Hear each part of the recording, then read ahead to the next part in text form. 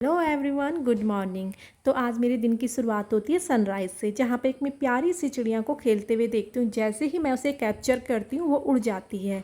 उसके बाद मैं अपनी मॉर्निंग वॉक करके घर आ जाती हूँ और अपनी डिटॉक्स टी पीती हूँ, जो कि लेमन और जिंजर से बनी है। डिटॉक्स टी पकड़ के मैं अपनी स्टडी टेबल में वायरस चैप्टर के जो कुछ पॉइंट छूट गए थे उसे कंप्लीट करूँगी। तो यहाँ पे हमारा फर्स्ट पॉइंट है life cycle of bacteria phase, इसके बारे में पढ़ा। देन मैंने economic importance of bacteria phase. Third point मेरा TMV टबाको मोज़क वायरस के बारे में पढ़ा, जिसको कि डिस्कवर किया था 1892 में आइवानोवस्की ने। नेक्स्ट हमने वायरस के थ्रू होने वाली डिजीज़ के बारे में पढ़ा। उसके बाद मैंने वायरस पढ़ा कि जो कि कनेक्टिंग लिंक है between living and non living, क्योंकि उसमें कुछ कैरेक्टर लिविंग के होते हैं और कुछ नॉन लिविंग के होते हैं। नेक्स्ट यहाँ पे मेरा इसके बाद वाला टॉपिक आता है कि origin and evolution of virus and viral disease के बारे में पढ़ा। यहाँ पे मेरे मॉर्निंग का जो बायो का स्लॉट था वो कंप्लीट होता है। अब मैं यहाँ पे अपने ब्रेकफास्ट की प्रिपरेशन करूँगी और ये मेरा फर्स्ट स्लॉट 3 आवर्स का था, जो कि अब पूरी तरीके से कंप्लीट हो चुका है। नेक्स्ट स्लॉट में बैठने के लिए मैं अपना CDP एंड टीचिंग एप्टीट्यूड को लूँगी, जिसमें मैंने कल ग्रोथ एंड डेवलपमेंट पढ़ा था, उसको रिवाइज करेंगे एक बार। और दूसरा मेरा एडोलसेंस का जो टॉपिक छूटा था, कंप्लीटली नहीं हुआ था, तो उसको हम कंप्लीट करेंगे। और हमने आज एडोलसेंस के अलावा सोशलाइजेशन के बारे में भी CDP में पढ़ा। तो सोशलाइजेशन एक कंटिन्यूस प्रोसेस है, जो कि सोशलाइजेशन हमारा होम से स्टार्ट होता है, घर से ही बच्चे का सोशलाइजेशन स्टार्ट होता है। अब यहाँ पे हमने सोशलाइजेशन के एजेंट पढ़े, जो कि एक्टिव एंड पैसिव है। एक्टिव में हमने पढ़ा हेल्थ क्लब, इको क्लब आता है। पैसिव में पब्लिक और लाइब्रेरी आती है। नेक्स्ट यहाँ पे हमने टाइप ऑफ सोशलाइजेशन पढ़ा, जिसमें प्राइमरी, सेकेंडरी, एंटिसिपेटरी, डेवलपमेंट और रीसोशलाइजेशन आता है। इसके अलावा हमने यहाँ पे सोशलाइजेशन की थ्योरी पढ़ी, जो कि एरिक्सन की थी, एक ब्रोन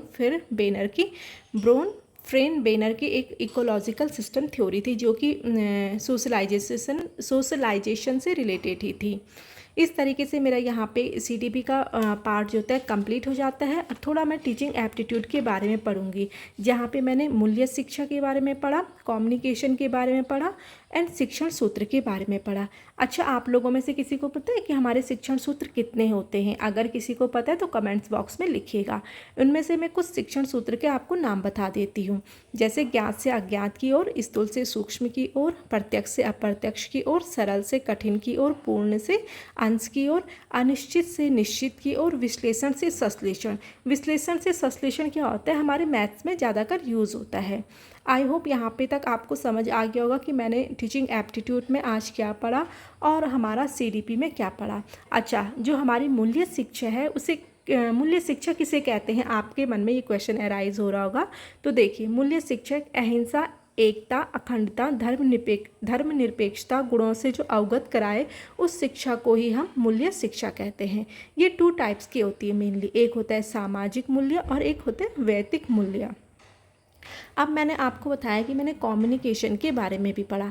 कम्युनिकेशन एक साधन है, टूल्स होता है, जो किसी संगठन के सदस्यों को आपस में जोड़े रखने का काम करता है। और उनकी जो 2 या 2 से अधिक, या हम इसे ऐसे भी कह सकते हैं 2 या 2 से अधिक लोगों के भाषा, तथ्य, विचारों का आदान